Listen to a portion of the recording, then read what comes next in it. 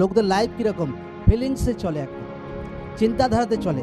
আচ্ছা ঠিক আছে, প্রার্থনাতে গেলাম, বাক্য শিখলাম, যতটা শিখলাম, ব্যাস বাড়ি গিয়ে আধা বাক্য ভুলে গেলাম। আর শয়তান যখন কিছু দুশ্চিন্তা দ্বারা অ্যাটাক করছে, তো নিজের বিশ্বাসের তাকত দ্বারা সেটার সঙ্গে লড়াই করছে, তো নিজের জেদ দ্বারা সেটার সঙ্গে লড়াই করছে।